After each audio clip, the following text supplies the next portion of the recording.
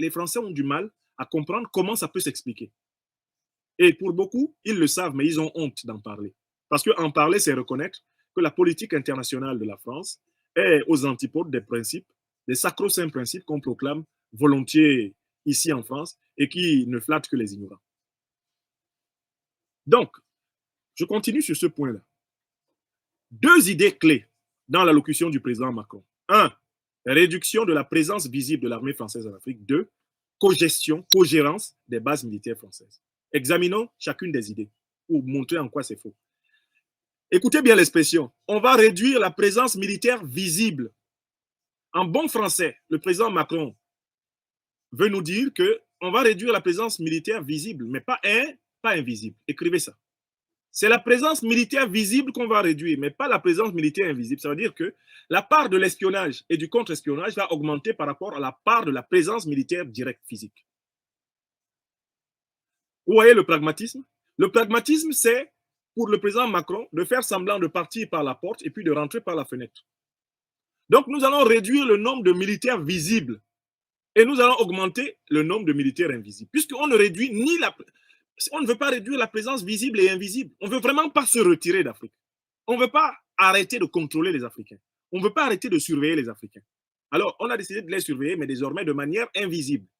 Voilà pourquoi on ne va réduire que la présence militaire visible. C'est-à-dire ceux qu'on peut voir avec les yeux, là, ils seront moins nombreux. Mais ceux qu'on ne peut pas voir, ils seront plus nombreux. C'est-à-dire qu'on va remplacer les bataillons visibles par des bataillons invisibles. Les soldats visibles, reconnaissables à leur uniforme, à leur camp militaire, ils seront remplacés désormais plutôt par des espions ou alors même par des espions infiltrés dans les armées, infiltrés dans la gendarmerie, infiltrés dans la police. L'espionnage, le contre-espionnage, le renseignement vont être privilégiés par rapport à l'occupation physique, visible, ostentatoire, que les peuples détestent, que les peuples ne supportent plus.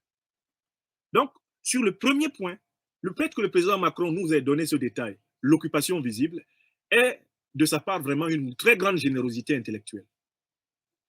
Ceux qui n'ont pas l'oreille politique cultivée n'auraient pas entendu ce qu'il veut dire. Maintenant, vous avez bien entendu. On va réduire la présence visible. Il n'a pas dit on va réduire la présence invisible. Il n'a pas dit on va réduire la présence visible et invisible. Non, que la présence visible. C'est-à-dire, on va être moins apparent. Mais attention, on va être moins apparent, ça ne veut pas dire qu'on va être transparent. On va tomber dans l'opacité, on va être opaque maintenant. On sera là où vous ne croyez pas que nous sommes. On sera là sans que vous sachiez que nous sommes là. Puisque vous ne voulez pas nous voir, nous, effectivement, on va s'effacer, mais on sera là. Vous notez ça? Est-ce que ça, c'est un discours de rupture? Est-ce que c'est un discours de rupture qui consiste à dire nous allons réduire notre présence visible? La véritable rupture consisterait à réduire la présence visible et invisible, à respecter la souveraineté des peuples, à accepter les processus politiques endogènes africains, à les reconnaître comme tels, à laisser les peuples africains disposer d'eux-mêmes. N'est-ce pas? Or, là, il n'en est pas question. Mais la deuxième idée, nous allons réduire la présence visible. Nous dit le président Macron, nous l'en remercions. Monsieur le Président, chapeau, grâce à vous, nous savons que vous allez augmenter la présence invisible des forces françaises en Afrique. OK. L'Afrique des libertés a compris et l'a noté.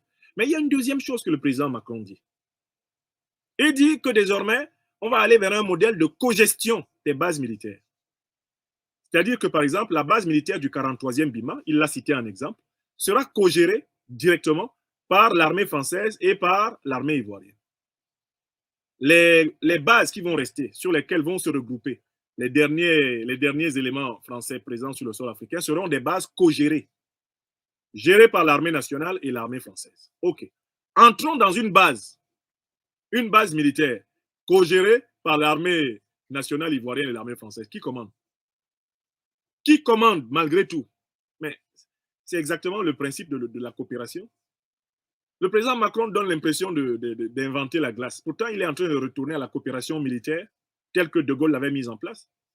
Moi, je suis né dans mon pays natal, le Cameroun, en 72. En grandissant, j'ai toujours vu des militaires français à l'intérieur des bases camerounaises. Et c'est ce phénomène qui a un peu baissé. Il y a encore quelques conseillers techniques militaires français au Cameroun. Mais avant, ils étaient partout dans les bases. Ils étaient à l'intérieur des bases. Puisque les bases avaient été créées sous la colonisation. les camps militaires nouveaux de l'armée camerounaise sont des anciens camps militaires français. Et jusque dans les années 70-80, les militaires français co-géraient les bases militaires camerounaises avec les militaires camerounais. Or, le président Macron dit que désormais, les bases militaires françaises en Afrique seront co-gérées avec les armées africaines. Où est le changement? Vous voyez, on prend les mêmes et on recommence. On retourne à la formule de l'armée mixte. L'armée ivoirienne, qui présente l'armée française comme son allié, va devenir une armée mixte. C'est une armée mixte ivoiro-française. Mais si la France est armée mixte dans un pays, mais c'est elle qui en profite, puisque en France, il n'y a pas d'armée mixte ivoiro-française.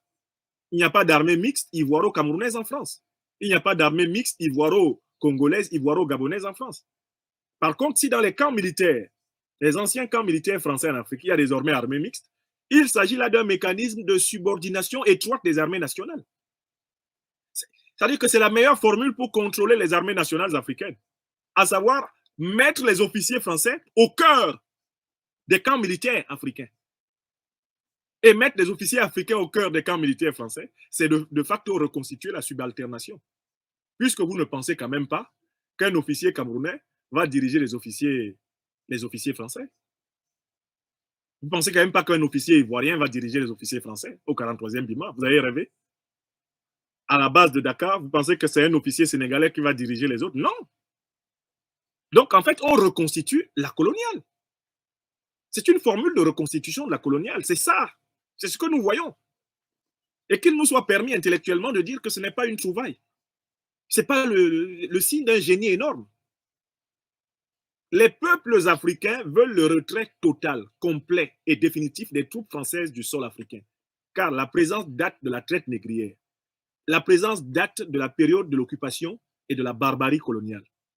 La présence date de la période de la pseudo-décolonisation. Les peuples africains demandent le retrait total et complet. Il ne s'agit pas de créer des bases mixtes. Il s'agit de plier pacifiquement bagages, mesdames et messieurs les militaires français d'Afrique. Il s'agit pour vous de rentrer ici, en France, parmi nous. Pacifiquement. Comme vous êtes partis du Mali, comme vous êtes partis du Burkina, c'est ainsi que les peuples africains veulent que vous partiez de Côte d'Ivoire, que vous partiez du Tchad, que vous partiez du Gabon, que vous partiez du Niger, que vous partiez de Djibouti, pacifiquement, sans guerre. Rentrez, rentrez. L'Afrique ne veut plus d'occupation militaire française. Ce message-là a été transmis au président Emmanuel Macron par plusieurs voies. Il a été transmis par des voies politiques, des pouvoirs en place. Déjà, le pouvoir malien, le pouvoir burkinabé l'ont dit. Ah, mais avant cela, le président Ahmed Sékou Touré l'avait dit. C'est quoi le nom de Sékou Touré? C'est cessez de nous occuper militairement. Allez chez vous. Retirez vos armées. Et ce n'est pas un nom au peuple français. Les dirigeants africains éclairés n'ont jamais confondu le peuple français et les armées françaises. L'histoire de fait lie les peuples africains au peuple français. Mais il ne s'ensuit pas que les peuples africains restent éternellement sous occupation militaire française. Les peuples africains n'en veulent pas au peuple français. Ils en veulent à l'occupation militaire, l'occupation économique et à la domination politique du gouvernement français contre les intérêts des peuples africains. C'est de cela qu'il est question.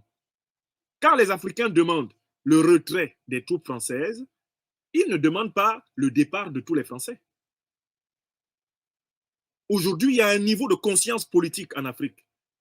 À Dakar, à Ouagadougou, à Abidjan, à Niamey, à Libreville, à Yaoundé, à Douala, partout en Djamena, on sait très bien la différence entre l'occupation militaire, l'occupation économique, la domination économique et la présence d'un civil. Ce ne sont pas les civils français qui sont priés de quitter l'Afrique. Il est demandé au gouvernement français de retirer les armées sans autre forme de procès. Or, le président Macron est en train de chercher des formules pour les faire rester par tous les moyens possibles. C'est pour ça que je dis qu'il fait semblant de ne pas comprendre ce qu'on lui dit. Monsieur le Président, on vous dira encore que j'ai été impertinent. On vous dira encore qu'il faut prendre des mesures. Il faut me chercher des poux. à tout prix, me punir parce que je vous dis ce que les peuples africains veulent réellement, ce que les diasporas africaines éveillées veulent réellement, ce que les dirigeants au service des peuples africains veulent réellement. C'est ce que je suis en train de vous dire. Il n'est pas demandé à l'armée française de quitter le pays A pour aller dans le pays B, non, mais de quitter le sol africain. C'est toute la présence militaire française en Afrique qui est contestée, rejetée, parce que c'est une présence qui date de la période négrière, de la période coloniale et de la période de la pseudo-décolonisation.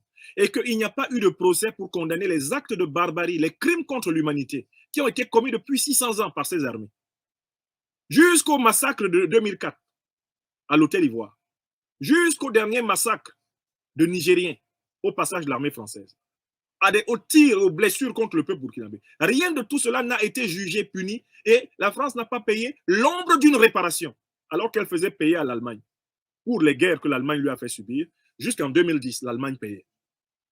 Alors, les Africains disent, en attendant qu'on mette en place les conditions d'une discussion rationnelle et argumentée sur la condamnation des crimes, sur la réparation des crimes et sur les conditions de la réconciliation, il faut mettre fin aux stigmates de ce passé que nous ne supportons plus, que nous soyons africains d'Afrique ou africains de France, africains d'Europe. Ne m'en voulez pas, monsieur Macron, je suis le messager de milliards de personnes. Écoutez le message au lieu de chercher à flinguer le messager, car nous sommes des millions qui le répéteront et qui le répétons. Écoutez bien, vous faites semblant de ne pas avoir entendu. On ne veut pas que l'armée française quitte au Burkina pour aller au Niger. Le peuple nigérien n'en veut pas. Les Nigériens vous le disent tous les jours. Les Nigériens vous le disent tous les jours, monsieur le président. Vous ne voulez pas écouter. On ne veut pas que l'armée quitte Bamako pour aller à Abidjan, l'armée française. On ne veut pas qu'elle quitte Abidjan pour aller à... Non, on veut qu'elle rentre en France. Qu'est-ce qu'il faut vous dire pour que vous compreniez que c'est de cela qu'il est question? On veut que l'armée française rentre en France. Pour la toute simple et bonne raison qu'aucune armée africaine n'occupe le sol français. Donc, les accords qui ont été signés avec des dirigeants que vous avez imposés aux Africains ne sont pas des accords légitimes. Ils sont illégitimes, ils sont viciés. Ce sont des accords historiquement abominables. Les accords militaires signés par des vassaux